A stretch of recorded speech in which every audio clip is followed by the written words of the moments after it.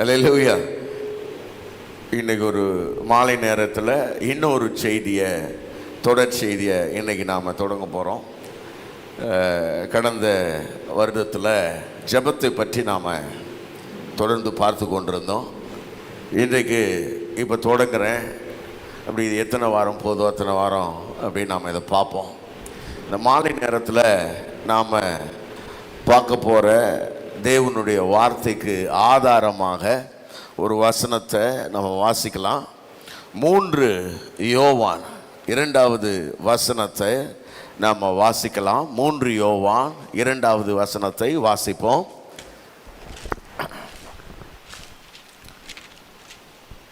பிரியமானவனே, உன் ஆத்துமா வாழ்கிறது போல நீ எல்லாவற்றிலேயும் வாழ்ந்து சுகமாயிருக்கும்படி வேண்டுகிறேன். சுகமாயிருக்கும்படி நான் வேண்டுகிறேன். அப்போஸ்தலனாகிய யோவான் அவருக்கு ஒரு பட்டப்பேர் இருக்குது, அன்பின் அப்போஸ்தலன் அப்படின்னு சொல்லிட்டு. அவர் நமக்கு புதிய ஏற்பாட்டில் 5 முக்கியமான புத்தகங்களை எழுதியிருக்கிறார். அதில் இந்த 3 நிருபங்கள், அவருடைய நிருபங்கள் 3. அதில் இந்த 3வது நிருபத்தில் காயு என்கிறதான அவருடைய ஒரு ஆவிக்குரிய மகனுக்கு அவர் எழுதுகிறார். எழுதும் பொழுது இப்போ பொதுவாக அந்த இன்ட்ரோடக்ஷனில் ஒரு வாழ்த்து செய்தி சொல்லுவாங்க இல்லையா? அந்த வாழ்த்து செய்தி தான், வாழ்த்துறை தான் இது. என்ன? பிரியமானவனே, உன் ஆத்துமா வாழ்கிறது போல நீ எல்லாவற்றிலும் வாழ்ந்து சுகமாக இருக்கும்படி நான் வேண்டுகிறேன், நான் ஜெபிக்கிறேன்.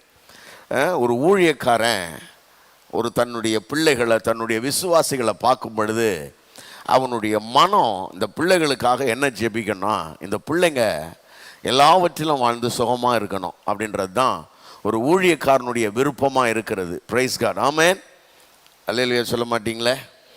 ஆமாம், எந்த ஊழியக்காரங்களாக இருந்தாலும் சரி, அந்த ஊழியக்காரங்க தன்னுடைய ஜனங்க, தன்னால் போதிக்கப்படுகிற, தன்னால் வழிநடத்தப்படுகிற தன்னுடைய சபை மக்கள் அவங்க சுகமாக இருக்கணும்னு அவங்க விரும்பி ஜெபிப்பாங்க. சரி பாருங்க, ஒரு ஊழியக்காரன் விரும்பி ஜெபிக்கிறது ஒரு பக்கம், அது அவங்க ஜெபிப்பாங்க. ஆனால் அது நடந்துடுதா அவங்க வாழ்க்கையில்? அவங்க சுகமாயிடுறாங்களா அப்படின்னு சொன்னால், அப்படி எல்லாரும் சுகமாக இருக்கிறாங்களான்னு கேட்டால் இல்லை அப்படின்றது தான் நம்முடைய பதில். எல்லா விசுவாசிகளும் சுகமாக வாழ்ந்துடுறாங்களா கேட்டால் இல்லை. அப்போ நமக்கு உடனே இந்த வசனத்தின் மேலேயே ஒரு சந்தேகம் வருது. என்ன சந்தேகம் வருது? ஐயா, இது எழுதி இருக்குது, ஆனால் இது எல்லாருடைய வாழ்க்கையிலையுமே என்ன ஆகிடுறதில்லைன்னா பழிச்சிடுறதில்ல. இப்போ பாஸ்டர் ஜெபம் பண்ணுறாருன்னா சுகமாக இருக்கும்படி நான் ஜெபம் பண்ணுறேன்னா, ஜெபம் பண்ணுறதுனாலே அது நடந்துடுறது கிடையாது. சரி, நான் ஜெபம் பண்ணுறதுனால நடக்கிறது இல்லை. ஆனால் அதே நேரத்தில் தேவனுடைய விருப்பம் எது? தேவ ஜனங்களை பற்றி தேவனுடைய விருப்பமானது என்ன அப்படின்னு நீங்கள் பார்த்தீங்கன்னா, தேவனும் அவருடைய பிள்ளைகள் சுகமாக இருப்பதை அவர் விரும்புகிறார். நீங்கள் 2-3 வசனங்களை வாசிக்கலாம். குறிப்பாக நமக்கு இந்த வருஷத்தில் கர்த்தர் நமக்கு கொடுத்த வாக்குத்தத்த வசனமே என்ன அப்படின்னா, நீங்கள் 25:19 லேவியராகமத்தில் பார்த்தீங்கன்னா, அவன் தேசத்துல பூமி தன் பலனை தரும், தன் கனியை தரும். நீங்கள் திருப்தியாக சாப்பிட்டு அதில் சுகமாய் குடியிருப்பீர்கள். அப்ப ஆண்டவர் நம்மள சுகமாய் குடியிருக்க பண்றாரு. அதுதான் அவருடைய வாக்குத்தத்தம். நீங்கள் குடியிருப்பீர்கள் என்பது ஆண்டுடைய வாக்குத்தத்தம். இன்னொரு வசனத்தை கூட வாசிக்கலாம். உபாகமம் 33ஆம் அதிகாரம் 28வது வசனத்தை நீங்கள் வாசிப்பீர்களானால், உபாகமம் 33:28 வேகமா 33. இஸ்ரவேல் சுகமாய் தனித்து வாசம் பண்ணுவான். இஸ்ரவேல் தனித்து வாசம் பண்ணுவான். ஆனா எப்படி வாசம் பண்ணுவான்? தனித்து, சுகமாய். அவன் சுகமா இருப்பான். அப்ப இஸ்ரவேல் சுகமாய் இருப்பான் என்பது ஆண்டுடைய விருப்பம். இஸ்ரவேல் சுகமாய் இருப்பான் என்பது ஆண்டுடைய விருப்பம். சுகமாய் குடியிருப்பீர்கள் என்பது ஆண்டுடைய வாக்குத்தத்தம். அப்போ சுகமாய் இருப்பான், சுகமா குடியிருப்பீங்கன்னு ஆண்டவர் சொல்லிட்டு, அதே நேரத்தில் நீங்கள் இங்கே பார்த்தீங்கன்னா ஒரு தேவ ஊழியக்காரங்களும் சுகமாக இருக்கணும்னு ஜெபம் பண்ணுறாங்க. இவ்வளோலாம் இருந்த பிறகும் தேவனுடைய பிள்ளைகள் சுகமாக இல்லை அப்படின்றதுக்கான காரணம் என்ன அப்படின்னா, இங்கே ஒரு வார்த்தை அவர் மென்ஷன் பண்ணுறார். என்ன மென்ஷன் பண்ணுறாருன்னா, யோவான் அதை ரொம்ப அழகாக கோடிட்டு காட்டுறாரு. என்ன கோடிட்டு காட்டுறாருன்னா, உன் ஆத்துமா வாழ்கிறது போல.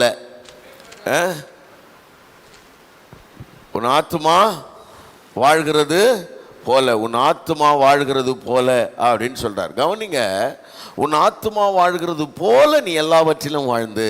அப்போ அருமையான தேவனுடைய பிள்ளைகளே, இந்த ஆத்துமா வாழ்றதுன்னா என்ன அப்படின்னு தெரிஞ்சுக்கணும்.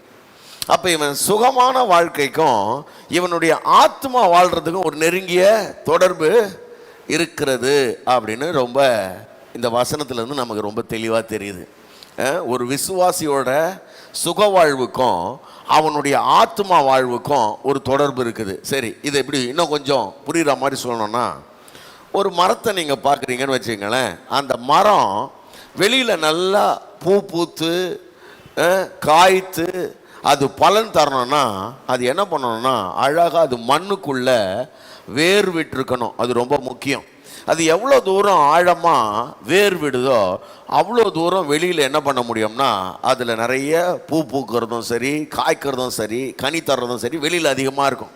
அப்போ இது வெளியில் பார்க்கறதுக்கான அந்த அழகும் செழிப்பும் அது எதை மையமாக வச்சதுன்னா அதனுடைய வேர் எப்படி இருக்குதோ அதை மையமாக வச்சது. கவனிங்க, அது போல ஒரு விசுவாசியோட சுக வாழ்வு அப்படின்றது எதை மையமாக வச்சதுன்னா நம்முடைய ஆத்துமாவை மையமாக வைத்தது என்பதை நாம் அறிந்து கொள்ள வேண்டியது அவசியம். அப்போ இந்த சுக வாழ்வுக்கும் நம்முடைய ஆத்மாவுக்கும் நெருங்கிய தொடர்பு இருக்குது. அதை பற்றி தான் நாம் இனி வருகிற காலங்களில் பார்க்க போகிறோம். சில ஆட்களுக்கு இந்த ஆத்மானா என்னன்னே தெரியாது. நமக்கு ஒரு ஆத்மா இருக்குதுன்றதே சில ஆட்களுக்கு தெரியாது. தயவுசெய்து இந்த நாட்களில் நாம் அதை குறித்து படிக்க போகிறோம். நீங்கள் அதை கற்றுக்கொள்ளுங்க, தெரிஞ்ச விசுவாசிகளுக்கு சொல்லுங்கள். இல்லை மாலை நேரத்தில் இப்படி ஒரு நல்ல ஒரு ஸ்டடி போயிட்டு இருக்குது, நீங்கள் வந்து கேளுங்கன்னு விசுவாசிகளுக்கு சொல்லி அழைச்சிட்டு வாங்க. கவனிங்க, ஏன்னா இந்த ஆத்மா வாழாமல் ஒருத்தர் இந்த பூமியில் சுக வாழ்வு வாழவே முடியாது என்பது தான் ரொம்ப முக்கியமான உண்மை. சரி, இப்போ இன்னைக்கு என்ன சொல்ல போறேன்னா, ஒரு விசுவாசி சுகமாக வாழலாமா? ஏன்னா கிறிஸ்தவர்கள்கிட்டயே பலதரப்பட்ட மக்கள்கிட்ட சுக வாழ்வு அப்படின்னா சில ஆட்கள் என்ன நினைக்கிறாங்கன்னா, ஐயோ அதெல்லாம் ரொம்ப தப்பு அப்படின்ற மாதிரியான ஒரு எண்ணப்போக்கு முதலாம் நூற்றாண்டுலேருந்தே இருக்குது. முதலாம் நூற்றாண்டுக்கு முன்னாடியிலேருந்தே இந்த சுகவாழ்வு அப்படின்னாலே அது ரொம்ப பாவம், அது ரொம்ப தப்பு அப்படின்ற மாதிரியான எண்ண ஓட்டங்கள் இருக்குது. சுகவாழ்வுனா என்னன்றதை சரியாக புரிஞ்சுக்கணும். அந்த வாழ்வு நமக்கானது தானா என்பதையும் புரிந்து கொள்ளணும். சில நேரத்தில் கிறிஸ்தவம் என்றாலே சில வேத வசனங்களை நாம் ரொம்ப எப்போவுமே தவறாய் புரிந்து கொள்வது ரொம்ப வழக்கம். அப்படி ரொம்ப தவறாய் புரிந்து கொள்ளப்பட்ட வசனங்களில் ஒன்று, ஒருவன் என்னை பின்பற்றி வர விரும்பினால், இயேசு கிறிஸ்து சீஷனா ஒருத்தன் இருக்கணும்னு விரும்பினான்னா என்ன சொன்னார்? அவன் தன்னைத்தான் வெறுத்து தன் சிலுவை எடுத்துக்கொண்டு என்னை பின்பற்ற கடவன் அப்படின்னு சொன்னார்.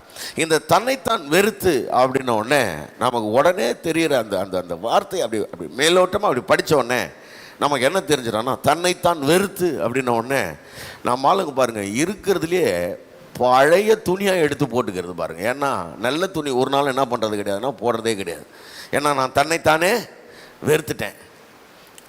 இருக்கிறதுலே ரொம்ப பழைய துணியாக கசங்கின துணியாக அயன் பண்ணாமல் இருக்கிறத போட்டுக்கின்னு சரியா, அப்புறம் இருக்கிறதுல ரொம்ப பிஞ்சு போன செருப்பாக போட்டுக்கிட்டு இருக்கிறதையே ரொம்ப பழைய கிழிஞ்ச ஹேண்ட்பேக்காக ஒன்று எடுத்துக்கின்னு தன்னைத்தான் வெறுத்துட்டு வாழ்கிறன்ற மாதிரி தலைவிரி கோலமாக ரொம்ப பரிதாபமாக வாழ்கிறதுக்கு மக்கள் பழகிட்டாங்க. ஏன்னா தன்னைத்தான் வெறுக்கணும்னா நாம் என்ன பழகிட்டோம்னா முகத்தில் பவுட்ரு கூட போடக்கூடாது. ஃபேர் அண்ட் லவ்லி, ஐயோ அதெல்லாம் கொலைபாதகம். ஃபேர் அண்ட் லவ்லி எல்லாம் போட்டிங்கன்னா அவ்வளோதான், நீங்கள் உலகத்தை உடனே நரகத்துக்கு போயிடுவீங்கன்ற மாதிரி நம்ம ஆட்கள் சொல்லி கொடுத்ததுனால இப்போ பாருங்கள். ஏன்னா இந்த தன்னைத்தான் வெறுக்கிறதுனா என்னென்னு முதல்ல தெரியாது. இவங்க வெறுமனே நம்ம புறம்பான இந்த தோற்றத்துக்கும் புறம்பான ஆசீர்வாதத்துக்கும் இதை ரொம்ப முக்கியப்படுத்தி இதெல்லாம் மனுஷங்க போடக்கூடாது, இந்த ட்ரெஸ் இப்படி பண்ணக்கூடாது, இப்படி வெளிப்புறமாக இப்படி அலங்கரித்து கொள்ளக்கூடாதுன்னு ரொம்ப அதை கொஞ்சம் சில காரியங்கள் ரொம்ப சொல்ல வேண்டியதுதான். நம்ம கொஞ்சம் தேவனுடைய பிள்ளைங்க, நம்ம கேட்டபடி கொஞ்சம் ஒழுக்கமாக டிசிப்ளினாக இருக்க வேண்டியது ரொம்ப அவசியம். நம்முடைய எல்லா அலங்காரமும் தேவனை மகிமைப்படுத்தக்கூடியதாக இருக்கணும், அதில் சந்தேகம் கிடையாது. ஆனால் அதே நேரத்தில் எதையுமே போடாமல் ரொம்ப மோசமாக ரொம்ப மட்டமாக சன்னியாசி மாதிரி அப்படி வாழ்கிறதுக்கு நம்மளை பழக்க வச்சுட்டாங்க இந்த ஒரு வசனத்தை மையமாக வச்சுக்கிட்டு. அப்போ அப்படி தான் வேதம் சொல்லுதா அப்படின்னு பார்த்தா வேதம் அப்படி சொல்லலை.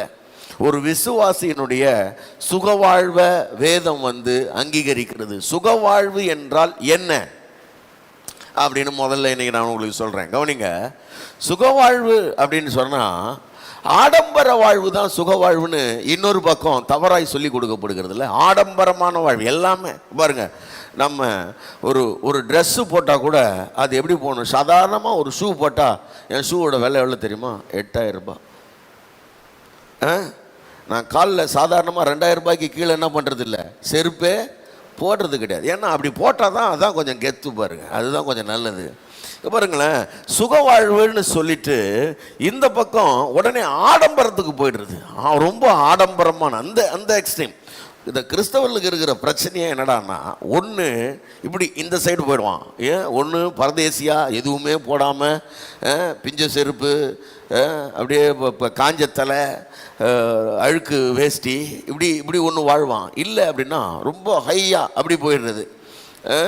இருக்கிறதுலையே எல்லாமே சிறப்பு தான். கடன் காட்சியெல்லாம் ஏதாவது வாங்கி கடனை உடனே வாங்கி நஷ்டம் பட்டு 1008 லோன் எடுத்து எப்படி வாழணும்னா ரொம்ப கம்பீரமாக வாழணும்.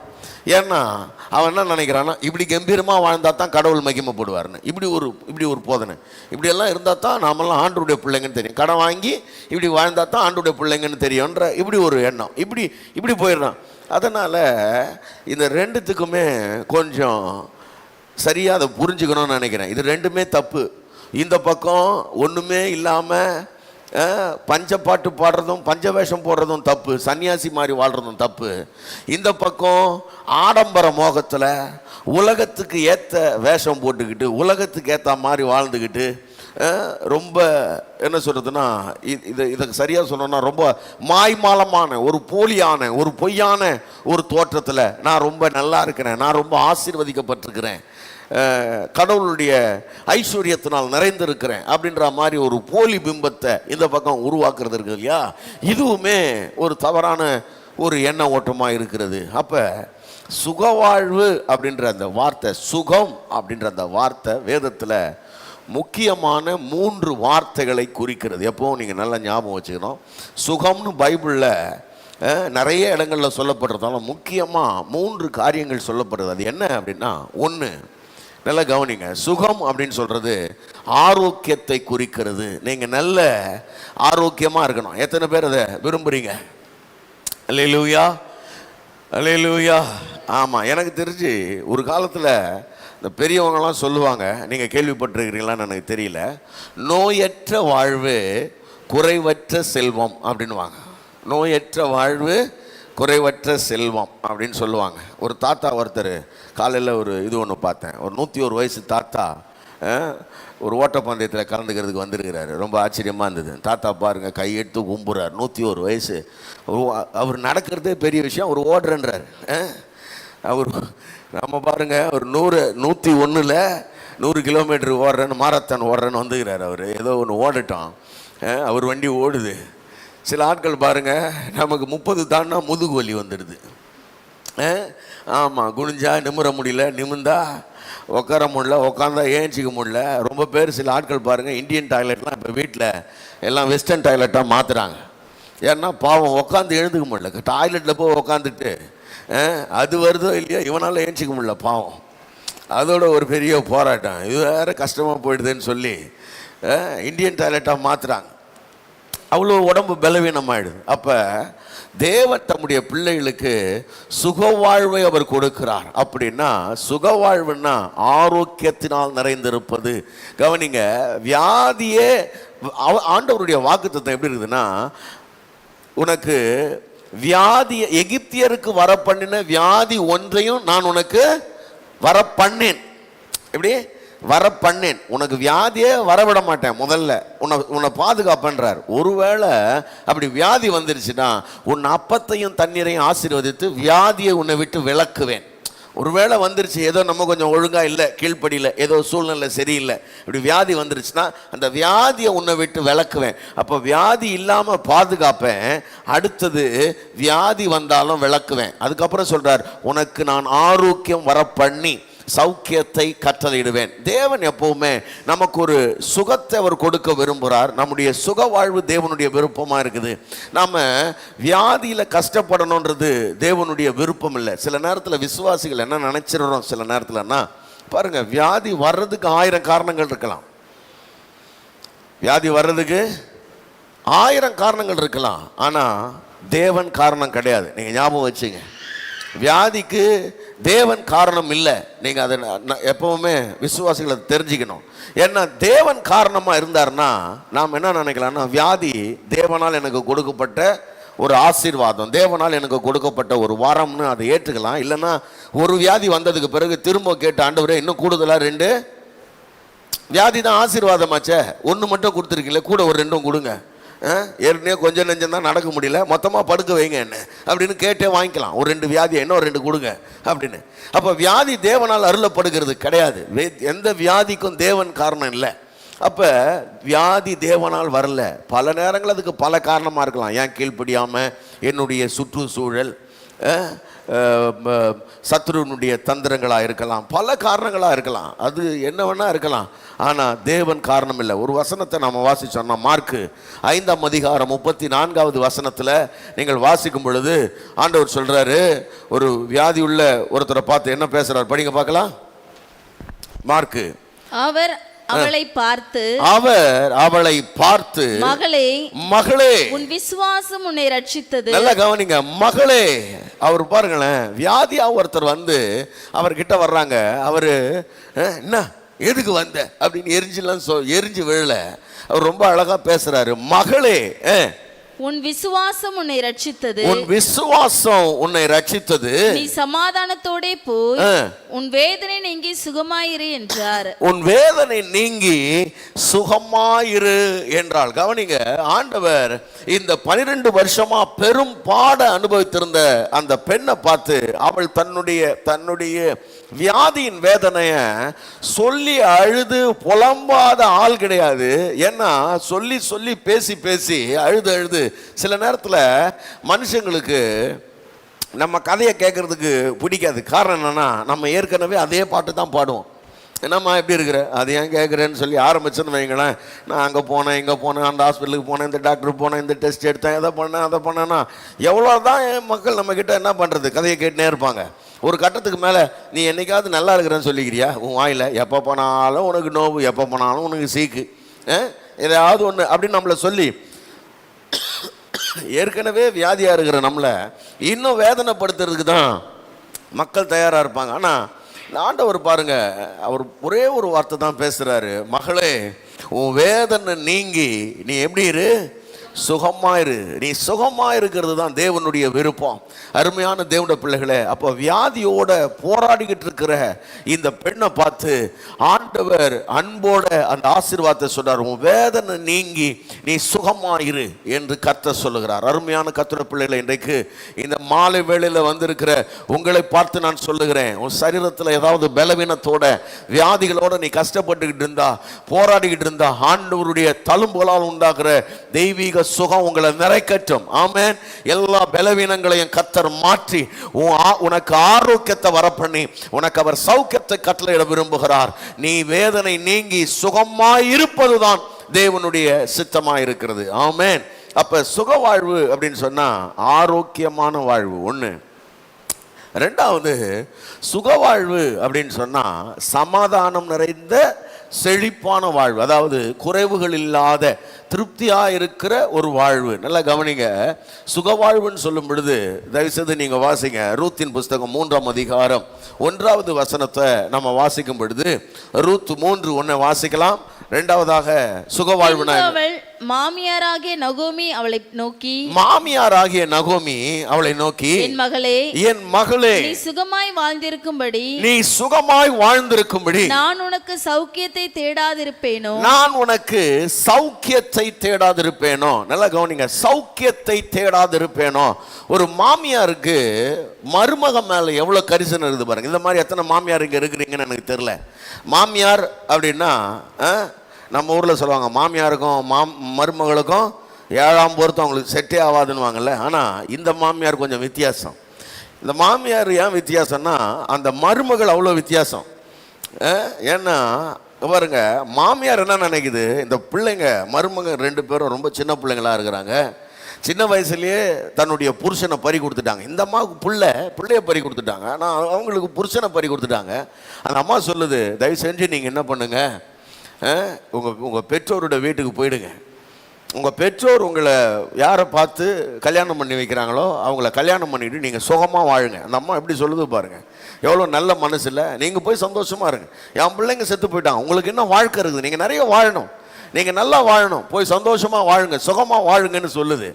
உடனே அந்த ஒரு மருமகன் என்ன பண்ணுறான்னா, உடனே அந்த அம்மாவை முத்தம் விட்டுட்டு கிளம்பிட்டான். ஆனால் இந்த ரூத்து பாருங்க, அந்த பொண்ணு வேற மாதிரி யோசிக்குது. என்ன யோசிக்குதுன்னா, இன்னைக்கு நாங்கள் தனியாக இருக்கிறோம் நீங்கள் யோசிக்கிறீங்க, ஆனால் நீங்களும் தனியாக இருக்கிறீங்க, உங்களை விட்டுட்டு நான் எங்கே போகிறது? ஏன்னா நாங்கள் இளம் விதவைன்னு நீங்கள் கவலைப்படுறீங்க, இன்னைக்கு கணவனையும் இழந்துட்டு ஆதரவாக இருந்த 2 பிள்ளைகளையும் இழந்துட்டு நீங்கள் இன்னைக்கு தனியாக இருக்கிறீங்க, உங்களை விட்டுட்டு நான் எங்கே போகிறது அப்படின்னு அந்த பெண் என்ன பண்ணுறான்னா, இந்த அம்மாவை நம்ம தான் பார்த்துக்கணும் அப்படின்னு நினச்சிட்டு, இல்லை நான் உங்கள் கூட வரேன், எதானாலும் 2 பேருக்கும் சேர்ந்து நடக்கட்டும்னு சொல்லி இந்த பொண்ணு என்ன பண்ணுதுன்னா, மாமியாரை பார்த்துக்கிறதுக்கு ரொம்ப ஆர்வமாக தன்னுடைய மனசை, அவங்களுடைய அந்த கஷ்டத்தை, அவங்களோட அந்த தனிமையை, இந்த வயசான காலத்தில் இந்த அம்மா எங்கே போய் சாப்பாட்டுக்கு கஷ்டப்படும், என்ன பண்ணணும்னு சொல்லி யோசிச்சு இவங்களோட கூட கிளம்பி அந்த அம்மா என்ன பண்ணுதுன்னா, இவங்க சொந்த ஊருக்கு திரும்பி வராங்க பாருங்க. அப்படி திரும்பி வந்ததுக்கு பிறகு இந்த பொண்ணு மாமியாரை வீட்டில் உட்கார வச்சுட்டு, நீங்கள் இருங்க,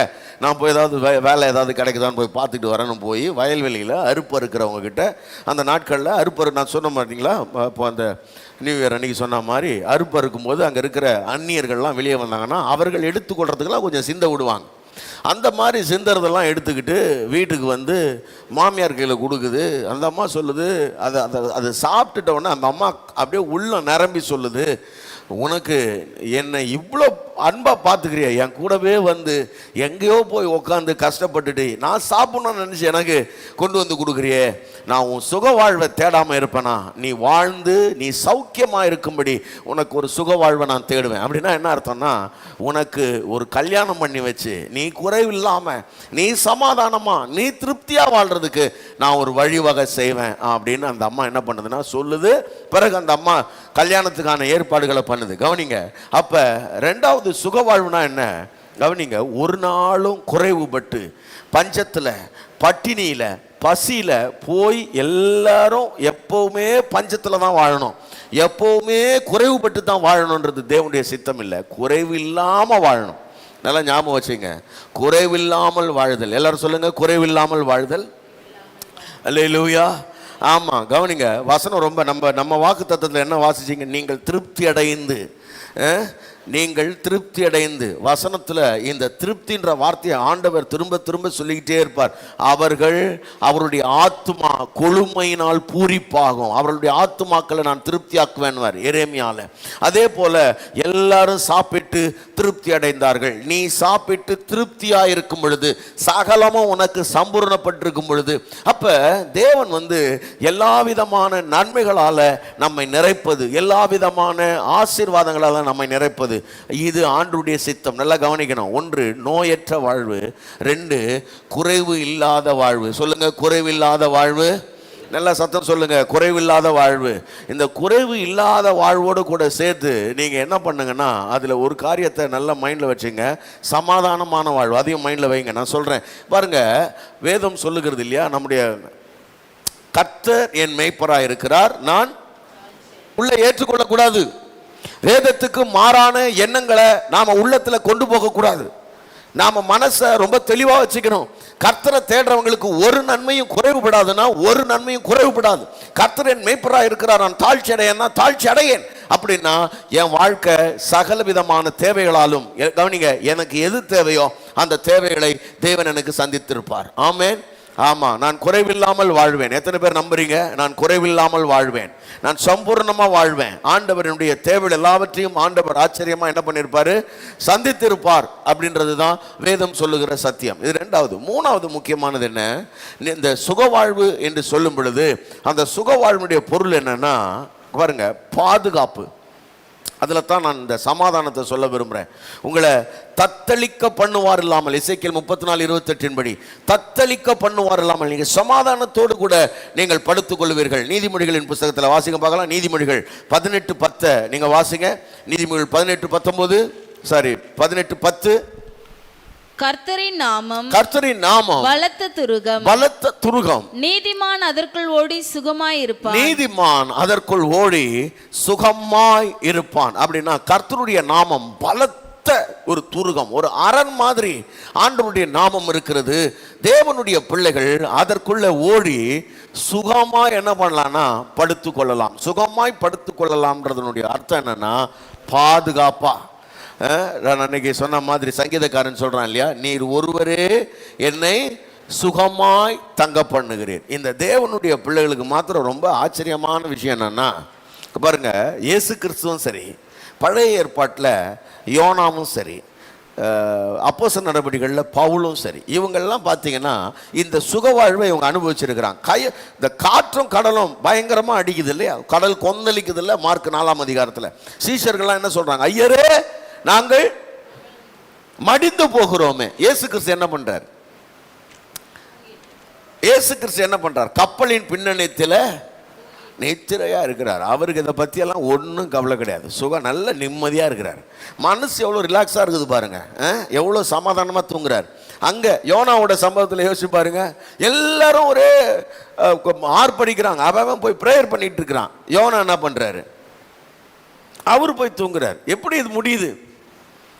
எப்படி இது முடியுதுன்னா, தேவன் ஒரு மனுஷனுக்கு சுகவாழ்வை கொடுத்தார்னா அவனுக்கு எதை பற்றியும் கவலைப்படாம, எதை பற்றியும் தத்தளிக்காம, பயப்படாம ஒரு சமாதானமான ஒரு இருதயம் அவனுக்கு இருக்கு. அவன் படுத்தா நல்லா நிம்மதியாக தூங்குவான். கண்ணை மூடினானா அவன் தூக்கம் அவனுக்கு இன்பமாக இருக்கும். வேற எதை பற்றியும் கவலைப்பட மாட்டான். நாளைக்கு என்ன பண்ணுறது, நாளைக்கு என்ன பண்ணுறது, அடுத்த வாரம் என்ன பண்ணுறது அப்படின்னு கவலையே பட மாட்டான். பாருங்க, சிலருக்கு இதுவே ஒரு பெரிய கவலை. இந்த கவலையை வீட்டில் இருக்கிற எல்லாருக்கும் வேற ஸ்ப்ரெட் பண்ணுவாங்க. வீட்டில் சில ஆண்கள் பார்த்தீங்கன்னு வைங்களேன், சில ஆண்களோ இல்லைன்னா பெண்களோ அவங்க ரொம்ப கவலைப்படுவாங்க. கவலைப்பட்டு தூக்கத்தில் அலறி அடிச்சு அப்படி எழுந்திருக்கிறதோட மட்டும் இல்லாமல் இவங்க எழுந்து கூட இருக்கிறவங்களையும், கூட மனைவி யாராவது தூங்கினாங்கன்னா டம்முன்னு ஒரு இடி அடிச்சு கவலை இல்லாமல் தூக்கத்தை பற்றியா அவளுக்கு எப்படி தூங்குறா பார் அப்படின்னு ஆண்களாக இருந்தா பெண்களாக இருந்தா, இந்த மனுஷனுக்கு எந்த கவலையாவது இருக்கா, எப்படி தூங்குறாரு பத்தியா அப்படிடுவாங்க. அவங்களுக்கு கவலைப்படாதவங்களை பார்த்தா ரொம்ப கோவம் வரும். அப்ப தேவன் உங்களுக்கு சுகவாழ்வை கொடுக்கிறார். எந்த ஒரு கவலையோ, எந்த ஒரு பயமோ, எந்த ஒரு திகிலோ உங்களை தத்தளிக்க பண்ணுவார் இல்லாம நீங்க எப்படி இருப்பீங்கன்னா சுகமாய் குடியிருப்பீங்க. நான் உங்களுக்கு இந்த ஆட்டை பத்தி சொல்லியிருக்கிறேன். நீதிமொழிகள் சங்கீதம் 23 அதுல என்ன போட்டிருக்குது? அவர் என்னை புல்லுள்ள இடங்களில் மேய்த்து அமர்ந்த தண்ணீர்கள் அண்டையில் என்னை கொண்டு போய் விடுகிறார். நல்லா கவனிங்க, அமர்ந்த தண்ணீர் அண்டையில் என்னை கொண்டு போய் விட்ட பிறகு அதெல்லாம் சாப்பிட்டுட்டு இந்த ஆடு, இந்த மேய்ப்பன் இருக்கிறதுனால அந்த ஆட்டினுடைய இருதயம் எப்படி இருக்கணும் நல்லா கவனிக்கணும். ஆடு சாதாரணமாக என்ன ஆகாதுன்னா அவ்வளோ சீக்கிரம் அதனுடைய இருதயம் இளைப்பாறுதலுக்குள்ளே போயிடாது, சமாதானத்துக்குள்ளே போயிடாது. அது ரொம்ப ரொம்ப பயப்படுகிற ஒரு விலங்கு. அதுக்கு சின்ன சின்ன பூச்சிங்க அது உடம்ப கடிச்சா கூட அதனால என்ன பண்ண முடியாதுன்னா நிம்மதியாக இருக்க முடியாது. பெரிய பெரிய சிங்கம், புலி, கரடி தாக்குன்றதை தாண்டி இந்த மாதிரி சின்ன சின்ன பூச்சிகள் கூட அதனுடைய நிம்மதியை கெடுத்துரும். அதுக்கு ரொம்ப ரொம்ப இளைப்பாறுதல் இருக்கணும். அப்படியே மனசே அப்படி ரிலாக்ஸ் ஆனால் தான் அது பாருங்க, நிற்கிற ஆடு உட்காந்து இருக்குதுனாலே அது ரிலாக்ஸாக இருக்குதுன்னு அர்த்தம். இல்லைன்னா ஆடு அவ்வளோ சீக்கிரம் உட்காராது. நீங்கள் நல்லா தெரிஞ்சுக்கணும். நம்ம கொஞ்ச நேரம் நின்ன உடனே கால் வலிக்குதுன்னு இடம் தர்றான்ல, எங்கடா உட்காரலான்னு, அந்த மாதிரிலாம் ஆடுலாம் உட்காந்துராது, எங்கேயும் உட்காராது. அதனால உட்காரவே முடியாது. அது அப்படி ஒரு படைப்பு. அது உட்காரதுனாலே அது மைண்டு கொஞ்சம் ரிலாக்ஸ் ஆகுதுன்னு அர்த்தம். அதுலேயும் ரொம்ப ஃப்ரீயாக உட்காந்து அந்த தலையெல்லாம் தொங்க போட்டு அப்படி தூங்குறதுலாம் அது ரொம்ப மனசு ரிலாக்ஸ் ஆகி இருக்குதுன்னு அர்த்தம். அப்ப அப்படி ஒரு இளைப்பாறுதல ஆடு பெற்றாதான் அதுவே சமாதானமா இருக்கும். அந்த மாதிரி ஒரு தேவ பிள்ளையோட வாழ்க்கை கர்த்தரை மேய்ப்பரா கொண்டு இருந்தீங்கன்னா உங்க வாழ்க்கையில எந்த விதமான பயமுறுத்தலோ, எந்த விதமான சமாதான குலைச்சலோ, எந்த எதிர்ப்புகளோ, பொல்லாப்புகளோ, எத்தனை பிரச்சனைகள் வந்தாலும் தேவன் உங்களை அதிலிருந்தெல்லாம் நீங்களாக்கி நீதிமான் அவருடைய நாமத்திற்குள்ள ஓடி அதுக்குள்ள ஓடிட்டீங்கன்னா உங்களுக்கு அந்த சுகவாழ்வு, உங்களை பயப்படுத்துகிற, உங்களை தத்தளிக்க பண்ணுகிற, உங்களை கவலைப்படுத்துகிற எல்லா சூழ்நிலையில இருந்தும் கர்த்தர் உங்களுக்கு சுகவாழ்வை கொடுக்கிறார். ஆமென் சொல்லுங்க பார்க்கலாம். எத்தனை பேர் இப்படி ஒரு சுக வாழ்வு வேணும்னு விரும்புறீங்க? ஆரோக்கியம் நிறைந்த வாழ்வு, குறைவே இல்லாத ஒரு வாழ்வு, அது மாத்திரமல்ல சமாதானம் நிறைந்த, பயப்படுத்துவார் இல்லாம பத்திரப்பட்டிருக்கிற ஒரு வாழ்வு தான் தேவன் கொடுக்கிற சுக வாழ்வு. இந்த சுக வாழ்வு எல்லா விசுவாசிகளுக்கும் வாக்கு பண்ணப்பட்டிருக்குது. இந்த சுக வாழ்வு எப்படி வாக்கு பண்ணப்பட்டிருக்குது?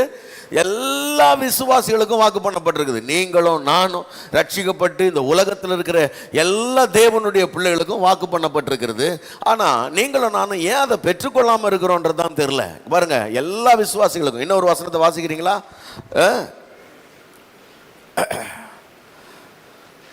எரேமியா 23ஆம் அதிகாரம் 6வது வசனத்தை வாசிங்க பார்க்கலாம். எரேமியா 23:6.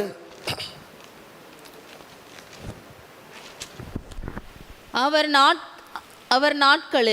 நாட்களில் யூதா ரட்சிக்கப்படும், இஸ்ரவேல் சுகமாய்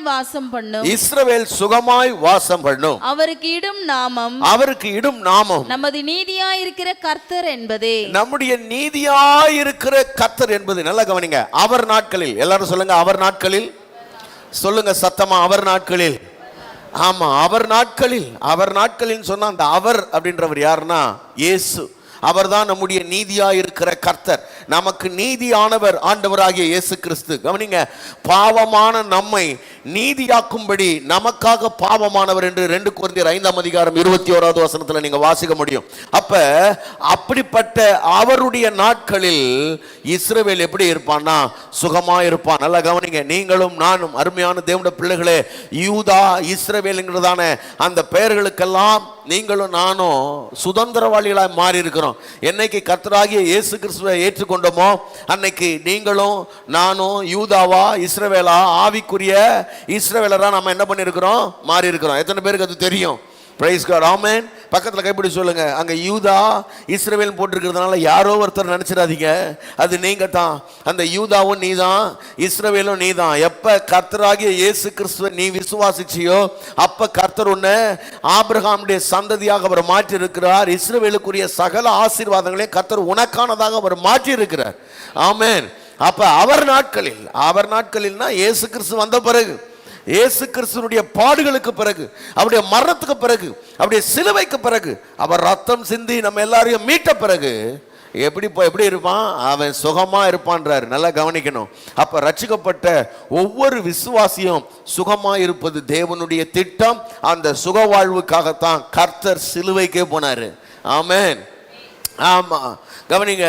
இல்ல நாம எல்லாம் காலமெல்லாம் கஷ்டப்பட்டுக்கிட்டே இருக்கலாம்னா இயேசு சிலுவைக்கு போக வேண்டிய அவசியம் கிடையாது. இயேசு கிறிஸ்துனுடைய சிலுவையே நமக்கு சுகவாழ்வை கொடுப்பதற்குத்தான் என்பதை நீங்க மறந்து போகாதீங்க. வாழ்க்கையில கஷ்டப்படும் பொழுது, பாடுகள் வழியாக போகும் பொழுது ஒன்னு சொல்லுங்க, ஆண்டவரே இந்த பாடுகளை நீர் ஏற்றுக்கொண்டீர், இந்த துக்கங்களை நீர் சுமந்து கொண்டீர், உம்முடைய சிலுவை நான் ஆசீர்வதிக்கப்பட்டிருக்கிறேன் என்கிறதான உங்க இருதயத்துல ஆழமா ஒரு விசுவாசம் வரட்டும். ஆண்டவரே இந்த பாடு எனக்கானதல்ல, இந்த வேதனைகள் எனக்கானதல்ல, இதை மாற்றும்படித்தான் நீர் சிலுவைக்கு போயிருக்கிறீர்னு ஆழமா விசுவாசிங்க. அது உங்க வாழ்க்கையில பலிக்கும். ஆமென். அல்லேலூயா. சரி, நான் வேதத்தில் இந்த மாமியார், அதாவது இந்த நகோமி இருக்காங்கல்ல, இந்த நகோமி ஒரு மருமகளுடைய சுகவாழ்வை அவங்க விரும்பும்போது, தாவீது பார்த்தீங்கன்னா, தாவீது அவருடைய பிள்ளை அப்சலோம் பாருங்க. இந்த அப்சலோம் தேவனுக்கு, அதாவது தாவீதுக்கு விரோதமா காரியம் பண்ணி தாவீதுனுடைய ராஜ்யபாரத்தை பறிச்சு, அப்பாவோட ராஜ்யபாரத்தை பறிச்சு அப்பாவை அவமானப்படுத்தி அப்பாவுக்கு பிடிக்காததெல்லாம் செஞ்சு இன்னும் ஒரு கட்டத்துக்கு மேல அப்பாவையே கொல்றதுக்கு திட்டம் போடுற ஒரு அப்சலோம். தாவீது ஓடி போய் காட்டில் இருக்க வேண்டிய நிலை. அதை தாண்டி நீங்க பார்த்தீங்கன்னா ஒரு காரியம் நடக்குது. இந்த அப்சலோமை இவங்க தாவீது கூட இருந்த தளபதிகள்லாம் சேர்ந்து என்ன பண்ணுறாங்கன்னா யுத்தத்தில் கொன்னுடுறாங்க, யுத்தத்தில் சாவடிச்சிடுறாங்க. ஆனால் தாவீதினுடைய எதிர்பார்ப்பு என்னவா இருக்குதுன்னா, தாவீதுடைய எதிர்பார்ப்பு என்னவா இருக்குது? நீங்கள் அந்த வசனத்தை வாசிச்சிங்கன்னா எனக்கு ரொம்ப நல்லா இருக்கும். 2 சாமுவேல் 18ஆம் அதிகாரம் 29ஆம் வசனத்துக்கு நீங்கள் வாங்க. 2 சாமுவேல் 18:29 வேகமா. அப்பொழுது ராஜா பிள்ளையாண்டானாகிய அப்சலோம் சுகமா இருக்கிறானா என்று கேட்டதற்கு, எங்க பாருங்களேன், யாரை கேட்கிறாரு? ஏங்க, இவன் அப்பாவை ராஜாவா இருக்கக்கூடாதுன்னு நினைக்கிறவன், அப்பாவுக்கு விரோதமா கலகம் பண்ணவன், அப்பாவை அவமானப்படுத்தினவன், இன்னும் ஒரு படி போனா இந்த அப்பாவை கொல்லணும்னு நினைக்கிறவன். அப்படி கொல்லணும்னு நினைக்கிறவன் சுகமா இருக்கணும்னு நினைக்கிறார் தாவீது. எப்படி? இவன் கொல்லணும்னு நினைக்கிறான், அவன் சுகமா இருக்கிறானான்னு நினைக்கிறாரு. அப்ப தாவீதுக்கு தாம் பிள்ளைன்னவனே தாவீதுக்கு கொல்ல நினைச்சாலும், என்னை எவ்வளவு அசிங்கப்படுத்தினாலும் அது ஏன் பிள்ளை, அது சுகமா இருக்கணும்ன்ற அந்த எண்ணம் தாவீதுக்கு வருமானால், நான் உங்களுக்கு சொல்றது புரியுதான்னு எனக்கு தெரியல. 1000 அவமானப்படுத்தினாலும், என் பதவியே பறிச்சாலும், நம்ம பாஷையில் சொன்னா சொத்தெல்லாம் ஏமாத்தி எழுதி வாங்கிட்டா கூட, எல்லா சொத்தையும் ஏமாத்தி எழுதி வாங்கிட்டு எனக்கு எதிராளிங்க கூட சேர்ந்துக்கிட்டு என்னை கேவலப்படுத்தி என்னை கொல்லணும்னு நினைக்கிற என் பிள்ளை சுகமா வாழணும்னு இந்த தாவீது நினைப்பார்னா, இந்த தாவீதை விட 1000 மடங்கு பெரியவர் நம்முடைய தேவன். அல்லேலூயா. எத்தனை பேர் அதை நம்புறீங்க? இந்த தாவீதை விட 1000 மடங்கு பெரியவர் தேவன். இந்த தேவன் நீ சுகமா இருப்பதைத்தான் விரும்புவார். ஒருவேளை நீங்க யோசிக்கலாம், ஐயா நான் ஒருவேளை தேவனுக்கு பிரியமா இல்லையே, தேவனுக்கு ஏற்ற காரியங்களை நான் செய்யலையே, தேவனுடைய வழிகளை நான் நடக்கலையே. அதுக்கு தான் இந்த தாவீதை சொன்னேன். ஒருவேளை நீ உன் வழி சரியில்லாம இருக்குதுன்னா அதை சரி பண்றதுக்கு தான் இந்த பைபிள் ஸ்டடியே. ஆனா தேவனுடைய எண்ணம் எப்படின்னா, நீ இப்படிலாம் செஞ்சிட்டதுனால நீ கெட்டு போயிடணும்னு அவர் நினைக்க மாட்டாரு. நீ அவ்வளவுதான் ஒண்ணுமே இல்லாம காலியா என்னன்னு அவர் நினைக்க மாட்டார். இப்பவும் அவருடைய இருதயம் என்னதான் யோசிக்குதுன்னா, நீ வாழ்ந்திருக்கணும், நீ சுகமா இருக்கணும், நீ சௌக்கியமா இருக்கணும்ன்றது தான் தேவனுடைய விருப்பமா இருக்கிறது. ஆமென். விளங்குதா உங்களுக்கு? எத்தனை பேருக்கு புரியுது?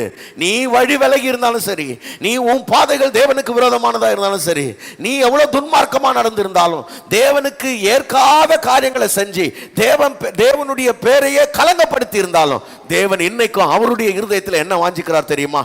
மகனே மகளே, நீ சுகமா இருக்கிறாயா? உன் சுக வாழ்வைத்தான் நான் தேடுறேன் அப்படின்றதுதான் தேவனுடைய அங்கலாய்ப்பு. இந்த தேவனுடைய அன்பு உங்களுக்கு புரிஞ்சிருந்தா நீங்க ஆமேன்னு சொல்லலாம். Praise God. Hallelujah. தாவீதை பார்க்கலும் 1000 மடங்கு நல்லவர், நகோமியை விட 1000 மடங்கு நல்லவர், யோவானை விட, எலிசாவை விட. கவனிங்க, யோவான் ஒரு ஊழியக்காரன், காய்வனுடைய சுகவாழ்வை விரும்புகிறவர். எலிசா ஒரு ஊழியக்காரர், சூனேமியாளுடைய சுகவாழ்வை விரும்புகிறார். கவனிங்க, சூனேமியாளுடைய வீட்டுக்கு எலிசா போறாரு. எலிசா போகும்போது இந்த எலிசாவுக்கு அந்த அம்மா பாருங்க, அந்த அம்மா ரொம்ப ரொம்ப எப்படி சொல்றது, ரொம்ப பணக்காரங்க அந்த அம்மா. அந்த ஊர்ல ரொம்ப நல்ல வியாபாரம் பண்ணி ராஜாவே நேரடியா பேசக்கூடிய அளவுக்கு ரொம்ப பிரபலமான ஆளு. இப்ப அந்த அம்மா என்ன பண்றாங்கன்னா, ஒரு மேல் வீட்டு அறையில ஒரு தனியா ஒரு ஃப்ளோர்ல இவருக்கு ஒரு ரூமை கட்டிட்டாங்க. பாஸ்ட் எப்பெல்லாம் அங்கே போறாரோ அவர் வீட்டில் தங்குவாங்க. பாஸ்ட்டுக்கு என்னெல்லாம் சாப்பாடு வேணுமோ மெனு பக்காவா மெனு. அங்கே போனால் சாப்பிட்றதுக்கு தான் வயிறு வேணும். இந்த ஒரு கேயாசிக்கிறாரு, அந்த வீட்டுக்கு போகிறதுனா அவருக்கு ஒரே கொண்டாட்டம் தான். ஏரியாவுக்கு போகிறதுனா குஜாலாயிடுவார் அவர். என்னென்னா அங்கே ஒரே மெனு பயங்கரமாக இருக்கும். போனால் செம சாப்பாடு, ஒரே குதூகலமாயிடுவார். அங்கே போனால் அந்த அக்கா கிட்ட உட்காந்து பேசின்னு அந்த அக்கா கதையெல்லாம் கேட்டிருப்பார். பாருங்கள், இவர் எலிசா என்ன யோசிக்கிறாரு, நம்ம வரும்போதெல்லாம் இந்த அம்மா நம்மளை அன்பாக விசாரிக்குது, என்னவோ கொடுக்குது, சாப்பிட்றோம், நம்ம பாட்டு வந்து சாப்பிட்டு போகிறோம். அந்த அம்மா நல்லா இருக்குதான்னு கேட்கலையே, எப்படி வாழ்கிறாங்கன்னு கேட்கலையேன்னு ஒரு நாள் கூப்பிட்டு அந்த அம்மாவை கூப்பிட்டு விசாரிக்கிறாரு. வாமா, எப்படி இருக்கிற, ஃபேமிலி எப்படி போகுது, ஏதாவது உனக்காக நான் ராஜா கிட்ட ஏதாவது பேச வேண்டிய விஷயங்கள் ஏதாவது இருக்குதான்னா அந்த அம்மா என்ன சொல்லுது? 2 ராஜாக்கள் வாசிங்க 4ஆம் அதிகாரத்தில் 13வது வசனத்துக்கு நீங்கள் வந்தீங்கன்னா 2 ராஜாக்கள் 4:13 வாசிங்க பார்க்கலாம். அவன் கேயாசியை பார்த்து இதோ இப்படிப்பட்ட சகல சலக்கரணையோடும் எங்களை விசாரித்து வருகிறாய். இப்படிப்பட்ட சகல சலக்கரணையோடும், அந்த வார்த்தை எப்படி இருக்குது? சகல சலக்கரணை. எப்படி? சகல சொல்லுங்க, சகல சலக்கரணை அப்படின்னா ஒரு சின்ன குறை கூட சொல்ல முடியாது. அந்த அம்மா வீட்டுக்கு போயிட்டா தண்ணி கொடுக்கறதுலேருந்து வீட்டை வழி அனுப்பி வைக்கிற வரைக்கும் அந்த அம்மா அவ்வளோ A to Z அவ்வளோ பர்ஃபெக்டாக அவரை என்ன பண்ணுதுன்னா பார்த்துக்குது, அப்படி கவனிக்குது அந்த அம்மா. அப்போ அவருக்கு மனசு இவ்வளோ அன்பாக பார்த்துக்கிற, இவ்வளோ கரிசனையாக நடத்துகிற, உனக்கு ஏதாவது செய்யணும் விசாரிக்கிறாயே, உனக்கு நான் என்ன செய்ய வேண்டும், உனக்கு நான் என்ன செய்யணும், ராஜாவினிடத்திலாவது சேனாபதியினிடத்திலாவது உனக்காக நான் பேச வேண்டிய காரியம் உண்டோ என்று அவளை கேள் என்றான். நல்லா கவனிங்க, அந்த அம்மா உடனே சொல்லுது, அதற்கு அவள், கவனிங்க, அதற்கு அவள், என் ஜனத்தின் நடுவே நான் சுகமாய் குடியிருக்கிறேன். கவனிக்கணும், இதான் ரொம்ப முக்கியமான பாயிண்ட். நான் சொல்ல போறது என்னன்னா, அந்த அம்மா சொல்லுது, இல்ல இல்ல இல்ல இல்ல நான் ரொம்ப நல்லா இருக்கிறேன். பாருங்க, ஏற்கனவே பணம் காசு வசதி எல்லாம் அந்த அம்மாவுக்கு ஒன்றும் பிரச்சனை கிடையாது, பொருளாதாரத்தெல்லாம் ரொம்ப நல்லா இருக்கிறாங்க, எந்த பிரச்சனையும் இல்லை. இப்போ பாருங்க, நம்ம ஆளுங்களாக இருந்தால் என்ன யோசிப்பான்னா, டக்குன்னு அடுத்த தடவை போகும்போது, முக்கியமாக ஒரு ப்ராஜெக்ட் ஒன்று இருக்குது, பீகாரில் ஒரு புது சர்ச் ஒன்று கட்டுறேன், கர்த்தர் உங்களை ஏவனார்னா நீங்கள் என்ன பண்ணுங்க, ஆமாம் உங்கள் உள்ளத்தில் கர்த்தர் ஏவுவாரானால் நீங்கள் ஏதாவது நீங்கள் செய்யுங்க அப்படின்னு அடுத்த முறை ப்ராஜெக்ட் நோட்டீஸை கொடுத்துட்டு வந்துடுவோம். நான் பீகாரில் கட்டுறேன், அசாமில் கட்டுறேன், ஒரிசாவில் கட்டுறேன், இல்லை கோருக்குப்பேட்டையில் கட்டுறேன், எதையாவது கட்டுறேன்னு அவங்க தலையில் அதை கட்டிட்டு வந்துடும். ஆனால் எனக்கு நீ பண்ணுற இந்த அன்புக்கு என்னால் கைமாறி ஏதாவது செய்ய முடியுதா நான் யோசிக்கிறேன் அப்படின்னு சொல்லிட்டு பாருங்க, எல்லா பொருளாதாரத்திலும் சிறந்து விளங்கக்கூடிய இந்த சூனேமியால் கிட்ட அவளுடைய ஆத்மா வாஞ்சிக்கிறது ஏதாவது ஒன்று இருக்குதான்னு பார்க்குறாரு இந்த எலிசா. அதை தெரிஞ்சுக்கிறாரு. அது பாருங்க, அதுக்கப்புறம் தெரிகிறாரு என்னன்னா, அந்த அம்மாவுக்கு ரொம்ப நாளாக குழந்தை இல்லைன்றது தெரியுது, ரொம்ப நாளாக குழந்தை இல்லைன்னு தெரியுது. கவனிங்க, இப்போ என்ன, இப்போ நம்ம பாயிண்ட் என்ன, குழந்தை இல்லாத என்ன ஒரு பெரிய பிரச்சனையா, இல்லைன்னா ஒரு 4-5 குழந்தைய தத்தெடுத்துக்கப்போ, எல்லாம் உனக்கு தான் இருக்குதே, நல்ல வசதியாக தானே இருக்கிற, நல்லா இருக்கு, நகை நட்டு இருக்குது, வீடு வாசல் இருக்குது, காரு பங்களான்னு இருக்குது, குழந்தை தான் இப்போ இல்லையா, விடு, இல்லைன்னா என்ன 2 குழந்தைய தத்தெடுத்துனா வளர்த்தியா சோறு போட்டியா விட்டுட்டு போ அப்படி சொல்லலை. பாருங்க, அவளுக்கு அந்த ஒரு சின்ன குறை அவ இருதயத்தை வருத்தப்படுத்தும் என்பதை அவர் அறிந்து அவர் சொல்றாரு, இல்லை இல்லை அடுத்த வருஷத்துல உனக்கு குழந்தை இருக்கும், அடுத்த வருஷம் நீ என்ன பண்ணிருப்ப, ஒரு புத்திரனை நீ அணைச்சிக்கிட்டு இருப்ப அப்படின்னு.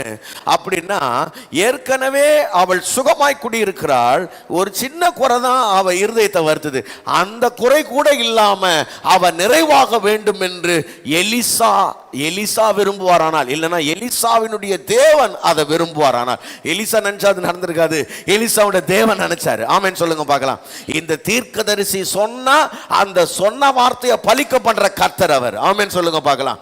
அப்படின்னா அப்ப ஒரு சின்ன குறை கூட இல்லாம அந்த சூனேமியால் வாழணும்ன்றது தேவனுடைய விருப்பமானால், நான் சொல்றேன் உன் வாழ்க்கையில 1008 குறையா 108 குறையா இல்லை, ஒரு குறைவு கூட இல்லாம, ஒன்றும் குறைவுபடாது, ஒரு குறைவும் இல்லாம நீங்க சுகமாய் வாழ்ந்திருப்பது தேவனுடைய சித்தம். ஆமென் சொல்லுங்க பார்க்கலாம். அல்லேலூயா. அப்ப அருமையான தேவனுடைய பிள்ளைகளே, நான் உங்களுக்கு சொல்லுகிறேன், உன் சுக வாழ்வு தேவனுடைய சித்தம் என்பதை நீங்கள் அறிந்து கொள்ள வேண்டியது அவசியம். எத்தனை பேர் அதை நம்புறீங்க? அல்லேலூயா. பாருங்க, சில ஆட்கள் என்ன நினைக்கிறாங்கன்னா, சில ஆட்களுக்கு ரொம்ப ஒரு பெரிய தாழ்வு மனப்பான்மை.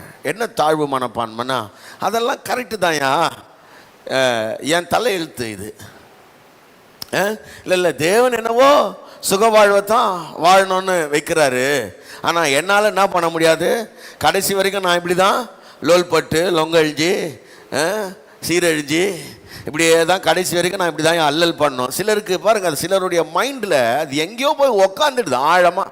ஏன்னா அவங்க என்ன நினைக்கிறாங்கன்னா, என் பிறப்பு அப்படி, என் வளர்ப்பு அப்படி, எனக்கு வந்து வாச்சது அப்படி, எனக்கு நடந்தது இப்படி, எல்லாம் எனக்கு இது மாதிரி தான் நடக்கணும்னா, ஒரே ஒரு வசனத்தை உங்களுக்கு வாசித்து காட்ட விரும்புகிறேன். தயவு செய்து உங்கள் மனசில் என்னைக்காவது இந்த மாதிரி எண்ணங்கள் உங்கள் மண்டை ஓட்டுக்குள்ளே எங்கேயாவது ஒரு ஓரத்தில் ஒட்டியிருந்தால் கூட இன்றைக்கி அதெல்லாம் தொடச்சி அழித்து எரிஞ்சிருங்க. ஏன்னா என் தலையெழுத்து அப்படி, என் குடும்பம் அப்படி, எங்கள் அப்பா என்னை இப்படி பெற்றுட்டாங்க, இப்படி வளர்த்துட்டாங்க, இப்படி தான் படிக்க வச்சாங்க, இங்கே கட்டி கொடுத்துட்டாங்க, நான் இப்படி சீரழிஞ்சிட்டேன், இப்படி ஆயிட்டேன், இதெல்லாம் கிடையாது. அதெல்லாம் தூக்கி ஓரமாக போட்டுருங்க. தயவுசெய்து எடுத்து வாசிங்க ஒரு வசனம். உபாகமம் 33:12 நாம் வாசிக்கலாம். உபாகமம் 33:12 வேகமாக வாங்க.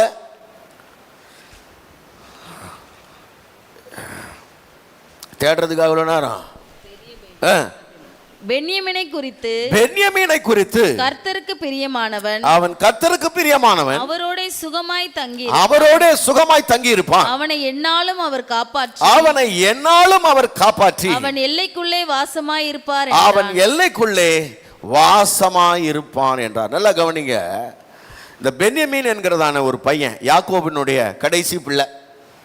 கடைசி பிள்ளை பாருங்க, இவங்க கானானை நோக்கி புறப்பட்டு வரும்போது பிறந்த பையன் அவன். நம்ம ஊரில் இந்த பென்யமீனுக்கு ஒரு பேர், முன்னாடி ஒரு பேர் இருக்குது, அதுக்கு முன்னாடி ஒரு பேர் இருக்குது. அது என்ன பேர்? அவங்க அம்மா என்ன பேர் வச்சாங்க? பெனானி. அவங்க அம்மா ஒரு பேர் வச்சுது பெனானின்னு. இவங்க அப்பா என்ன பண்ணுறாருன்னா பெனானி இல்லை, இவன் பென்யமீன்னு சொல்கிறார். கவனிங்க, இப்போ என்னன்னா இவங்க வர்ற வழியில் அந்த அம்மா கர்ப்பமாக இருந்தாங்க. வர்ற வழியில் பிரசவம் ஆயிடுச்சு. வர்ற வழியில் பிரசவம் ஆனதுனால இங்கே பாருங்கள், ரொம்ப அந்த அந்த நாட்களில் மருத்துவ வசதிலாம் இல்லை. இப்போ பிரசவத்தில் ரொம்ப கஷ்டமான ஒரு சுச்சுவேஷனு. இந்த பையனை பிறந்த உடனே அந்த அந்த டெலிவரி டைமில் இந்த பையன் பிறக்கிறான், அந்த அம்மா இறந்துட்டாங்க பாருங்கள். உங்களுக்கு தெரியுமா என்னன்னு எனக்கு தெரில. யாக்கோபுக்கு ரொம்ப பிரியமானவங்க யாருன்னா ராகேல். யாக்கோபுக்கு ரொம்ப அவரோட பிரியமான மனைவி அந்த அம்மா. ஸோ அந்த மனைவியை இந்த பையன் என்ன பண்ணிட்டான்னா வாயில் போட்டுக்கினான். நம்ம புரியுறதில்ல நான் பேசுறது உங்களுக்கு. இவன் பிறந்த உடனே அந்த அம்மா செத்து போச்சு. நீங்கள் யோசிச்சு பாருங்க, இந்த பையன் மேலே அவங்க அப்பா எவ்வளோ அன்பாக இருந்திருப்பாருன்னு நீங்கள் யோசிச்சு பாருங்க.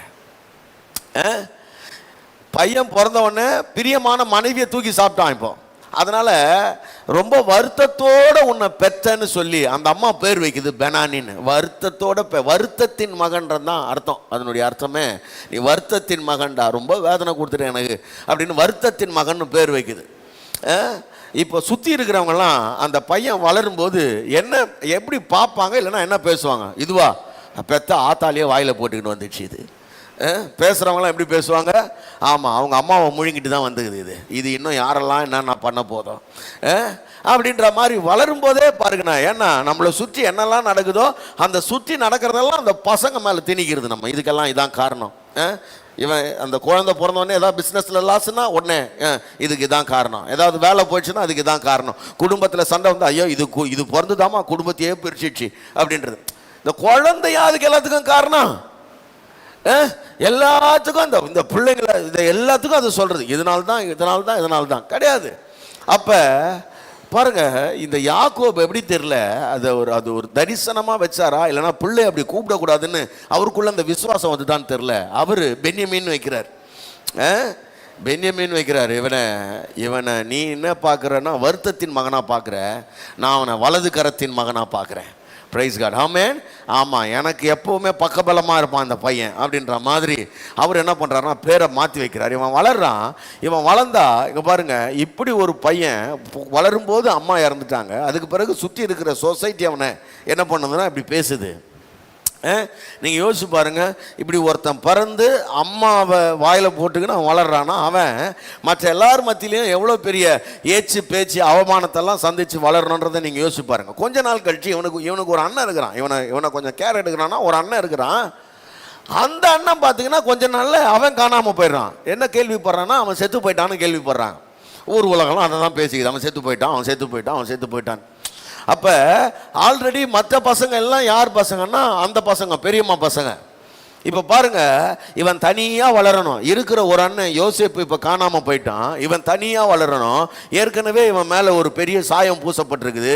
இவன் ரொம்ப தரித்திரம், இவன் பிறந்தது தரித்திரம், அதிர்ஷ்டம் இல்லாததுன்னு. இப்போ இவனுங்கெல்லாம் எப்படிப்பட்ட ஆளுங்கன்னா, இவனுங்கெல்லாம் என்ன சொல்கிறது, கடப்பாரியை முழுங்கிட்டு சுக்கு கசாயம் குடிக்கிற ஆளுங்க, பயங்கரமான ஆளுங்க இவனுங்க. இப்போ இந்த பென்யமீனை இவனுங்க எப்படி ட்ரீட் பண்ணியிருப்பாங்கன்னு நீங்கள் யோசிச்சு பாருங்கள். ஆனால் இப்படிப்பட்ட எல்லா மக்கள் மத்தியில் தான் இந்த பென்யமீன் வளர்ந்து வருகிறான். இவன் வளர்ந்து வந்தா கவனிங்க, இந்த பென்யமீனை, இந்த கோத்திரத்தை கர்த்தர் ஆசீர்வதிக்கும் பொழுது சொல்றாரு, பென்யமீன் சுகமாய் தங்கி இருப்பான்.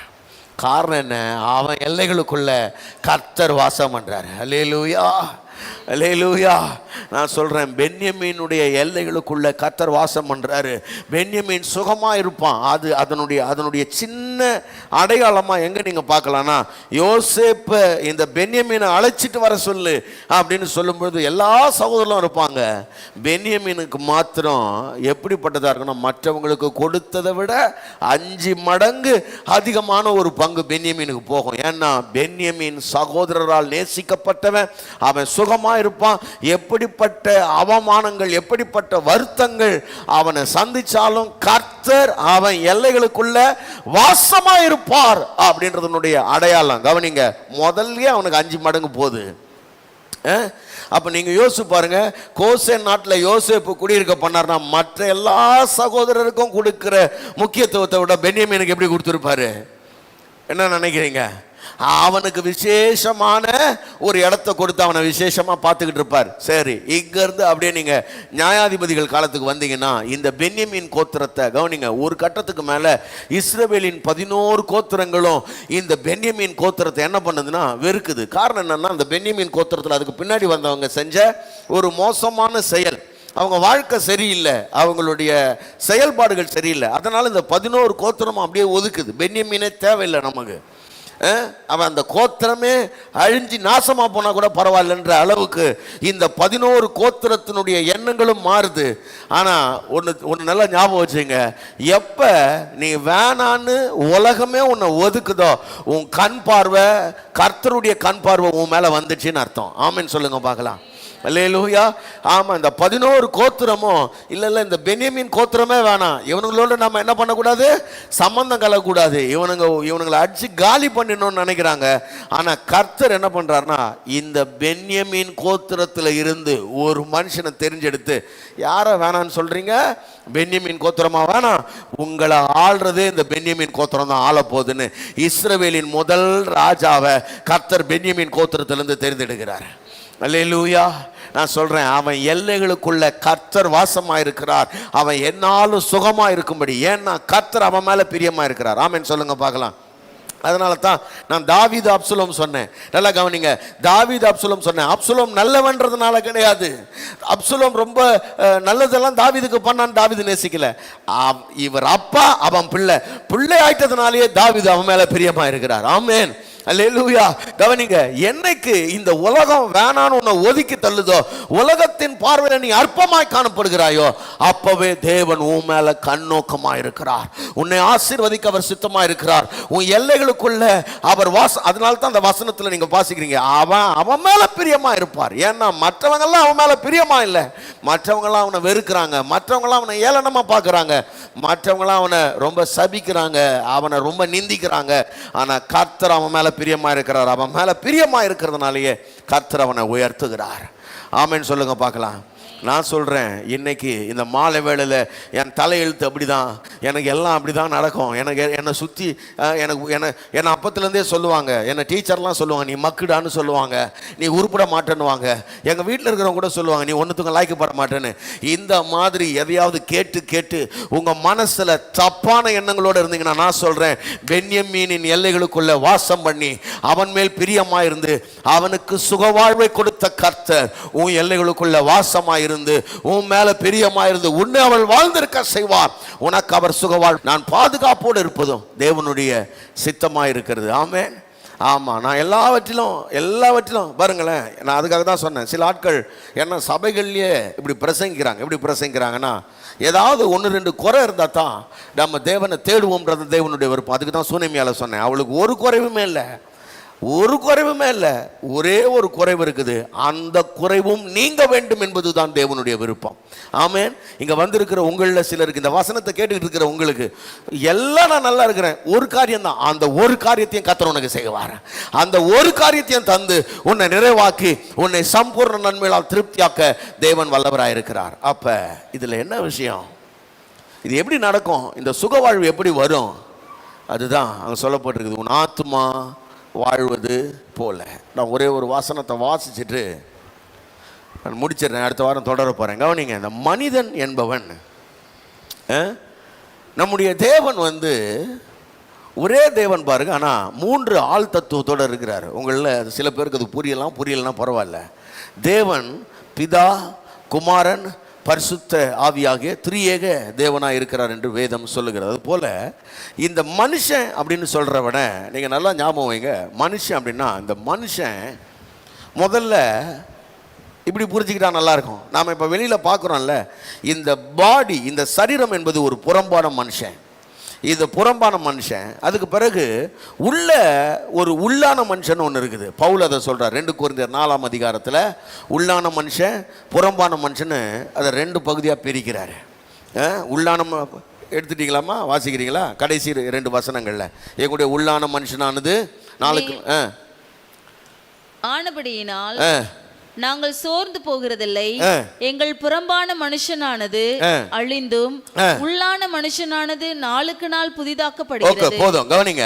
அப்ப புறம்பான மனுஷன், உள்ளான மனுஷன். கவனிங்க, இப்ப இந்த புறம்பான மனுஷன் அப்படின்னு சொல்றது இது ஒரே ஒரு பாட்டு தான். புறம்பான மனுஷன் அப்படின்னு சொன்னா வெளியில இருக்கிற இந்த சரீரம் மட்டும்தான் ஒரு பாட்டு. ஆனா இந்த உள்ளான மனுஷன்ல 2 பாட்டு இருக்குது. அது ரொம்ப முக்கியம். எல்லாரும் சொல்லுங்க, உள்ளான மனிதன். சொல்லுங்க, உள்ளான மனிதன். இந்த உள்ளான மனுஷன்ல 2 பாட்டு இருக்குது. அது என்ன 2 பாட்டு? வாசிங்க. இப்ப 1 தெசலோனிக்கேயருக்கு வாங்க பார்க்கலாம். 1 தெசலோனிக்கேயர் 5ஆம் அதிகாரம் 23வது வசனத்துக்கு நீங்க வரலாம். 1 தெசலோனிக்கேயர். சமாதானத்தின் தேவன் தாமே உங்களை முற்றிலும் பரிசுத்தமாக்குவாராக. உங்கள் ஆவி, ஆத்மா, சரீரம் முழுவதும் நம்முடைய கர்த்தராகிய இயேசு கிறிஸ்து வரும்போது குற்றமற்றதா இருக்கும்படி காக்கப்படுவதாக. ஓகே, கவனிங்க. இதுல ஆவி, ஆத்மா, சரீரம் என்கிறதான 3 வார்த்தைகளை நீங்க பார்க்க முடியும். ஆவி, ஆத்மா, சரீரம். அப்ப சரீரம்ன்றது புறம்பான மனுஷன்னா, உள்ளான மனுஷனுடைய 2 பகுதி என்ன? ஆவி, ஆத்மா. ஆவி, ஆத்மா. அப்ப கவனிக்கணும். இப்ப அந்த வசனம் என்ன வாசிச்சோம் முதல்ல? பிரியமானவனே, உன் ஆத்மா வாழ்கிறது போல. அப்ப இங்க ஆவியும் ஆத்மாவும் சேர்ந்தது தான் இந்த உள்ளான மனுஷன். இந்த உள்ளான மனுஷனை பற்றிய சில காரியங்களை நாம புரிந்து கொள்ளணும். இந்த ஆத்மானா என்னன்றதை நாம புரிந்து கொள்ளணும். ஆவினா என்னன்னு நாம புரிந்து கொள்ளணும். பிறகு இந்த ஆத்மா வாழ்கிறது போல அப்படின்னா ஆத்மா வாழ்றதுன்னா என்ன அப்படின்றத பற்றி நாம் புரிந்து கொள்ளணும். இதெல்லாம் நாம் என்ன பண்ண போகிறோம்னா வருகிற நாட்களில் நாம் படிக்க போகிறோம். அல்லேலூயா. எத்தனை பேர் அது சந்தோஷமாக இருக்கீங்க? முதல்ல நல்ல ஜெபம் பண்ணிட்டு போங்க. ஆண்டவரே, இந்த வருஷமெல்லாம் மாலை ஆராதனைக்கு வர்றதுக்கு எனக்கு உதவி செய்யுங்கப்பா. இந்த சத்தியத்தெல்லாம் கேட்கறதுக்கு எனக்கு கிருபை செய்யுங்க. இதை கேட்டு இதன்படி நடந்து நீங்கள் எனக்காக வச்சிருக்கிற சுகவாழ்வை சுதந்திரிக்க எனக்கு உதவி செய்யுங்கன்னு ஜெபம் பண்ணுவோம். நம்முடைய ஆத்மா வாழ்கிறது போல நம்ம எல்லாவற்றிலும் வாழ்ந்திருக்க செய்ய தேவன் வல்லவராக இருக்கிறார். நம்ம எல்லாரும் எழுந்து நிற்போம், ஆண்டவரை நோக்கி பார்ப்போம். எல்லாரும் உள்ளத்தின் ஆழத்திலிருந்து பிரைஸ் தி லார்ட். ஹல்லேலூயா. எல்லாரும் ஆண்டவருக்கு நன்றி சொல்லி ஹல்லேலூயா. நன்றி ஆண்டவரே, நன்றி ஆண்டவரே. எல்லாரும் உள்ளத்தின் ஆழத்திலிருந்து ஹல்லேலூயா. எல்லாரும் கொஞ்ச நேரம் கர்த்தருக்கு நன்றி சொல்லுவோமா? ஆண்டவரே, எனக்கு ஒரு சுகவாழ்வை நீர் வைத்திருக்கிறீரே, உமக்கு நன்றி ஆண்டவரேன்னு சொல்லுங்க. எனக்கு ஒரு சுகவாழ்வை நீர் வைத்திருக்கிறீர். ஹல்லேலூயா. உமக்கு நன்றி ஆண்டவரே. நான் சுகமாய் இருப்பது உம்முடைய சித்தம் ஆண்டவரே. ஆண்டவரே, நான் நோயற்றவனாய், நான் குறைவற்றவனாய், நான் பாதுகாப்புள்ளவனாய் வாழ்வது உம்முடைய சித்தம். எல்லாரும் ஆண்டவருக்கு நன்றி சொல்லி ஹல்லேலூயா, ஹல்லேலூயா. ஜெபிப்போம். ஆண்டவருடைய கரங்களில் ஒப்பு கொடுத்து, எங்களுக்கு சுகவாழ்வை கொடுக்கிறவரே, எங்களுக்கு ஒரு நன்மையும் குறையாமல் எங்களை பாதுகாக்கிற நல்ல தகப்பனே, நாங்கள் அப்சலோமை போல் வழி தப்பி போனாலும் எங்களுடைய சுகவாழ்வை விரும்புகிறவரே, ஒருவேளை நாங்கள் சுனேமியாலை போல எல்லாம் பூர்ணமாக இருந்து ஒரு குறைவு இருந்தாலும் அந்த ஒரு குறைவையும் நிறைவாக்க வேண்டும் என்று விரும்புகிற நல்ல தகப்பனே, நாங்கள் உம்மை துதிக்கிறோம். ஆண்டவரே, குறைவில்லாத, நோய் இல்லாத, பத்திரமான, சமாதானம் நிறைந்த ஒரு நல்ல வாழ்க்கையை கர்த்தர் எப்பொழுதும் எங்களுக்கு வாக்கு பண்ணி இருக்கிறார் ஆண்டவரே. அதை நாங்கள் சுதந்திரிக்க கர்த்தாவே எங்களை செவையான வழிகளில் நடத்துங்க. எங்கள் ஆத்மா வாழ்வதற்கும் எங்களுடைய சுக வாழ்வுக்கும் ஒரு நெருங்கிய தொடர்பு இருக்கிறது ஆண்டவரே. வேதத்தின் வாயிலாக இன்றைக்கு நாங்கள் அறிந்து கொண்டோமே ராஜா. இதையெல்லாம் நாங்கள் புரிந்து கொள்ள பரிசுத்த ஆவியானவர் எங்களை செவையான வழிகளில் நடத்துங்கப்பா. இந்த சத்தியம் இன்னும் எங்களுக்கு புரியட்டும், இதன்படி நாங்கள் நடக்கட்டும். கர்த்தர் எங்களுக்கு உதவி செய்கிறார். எங்களை ஆளுகை செய்யுங்க, எங்களை நடத்துங்க. எங்க மனம் தொடர்ந்து மறுரூபமாகட்டும் ஆண்டவரே, மறுரூபமாகட்டும். தேவனுடைய வாக்குத்தத்தங்களை, நன்மைகளை சுதந்திரிக்க தேவன் எங்களை தகுதிப்படுத்தும்படியா நான் ஜெபிக்கிறேன். இங்க வந்திருக்கிற யாராவது, நேரில் பார்க்கிற யாராவது பென்யமீனை போல என் பிறப்பு இப்படி, என் வளர்ப்பு இப்படி, என் குடும்பம் இப்படி, எனக்கு எந்த தகுதியுமே இல்லைன்னு ஒருவேளை முடங்கி போயிருப்பாங்கன்னா, ஆண்டவரே அவன் எல்லைகளுக்குள்ளே வாசமா இருந்து, அவன் மேல் பிரியமா இருந்து, அவனை சுகமா இருக்க பண்ணின கர்த்தர். ஆண்டவரே உம்முடைய பிள்ளைகள், அப்படிப்பட்ட பிள்ளைகளை கர்த்தர் நீர் சுகமா இருக்க பண்ணுவீராக. அப்படியே மனநிலைகள் எல்லாம் மாற்றுங்க ஆண்டவரே. உடைய வாழ்க்கை தரம் உயரட்டும். கர்த்தர் ஆசீர்வதிப்பீராக. கிருபையுள்ள கரங்களை ஒப்பு கொடுக்கிறோம். பிள்ளையோட வாழ்க்கையில சகல நன்மைகளும் சம்பூர்ணமாய் பெருகட்டும். நீர் ஆசீர்வதியும். இயேசு கிறிஸ்துவின் மூலம் ஜெபிக்கிறோம் நல்ல பிதாவே. ஆமென், ஆமென், ஆமென். சேர்ந்து சொல்லலாம். என் ஆத்மாவே கர்த்தரை ஸ்தோத்திரி, முழு உளமையோட பரிசுத்த நாமத்தை ஸ்தோத்திரி. என் ஆத்மாவே கர்த்தரை ஸ்தோத்திரி, அவர் செய்த சகல உபகாரங்களும் மறவாதே. ஆமென், ஆமென். அல்லேலூயா, அல்லேலூயா, அல்லேலூயா. Praise the Lord. God bless you. கர்த்தர் உங்களை ஆசீர்வதிப்பார்.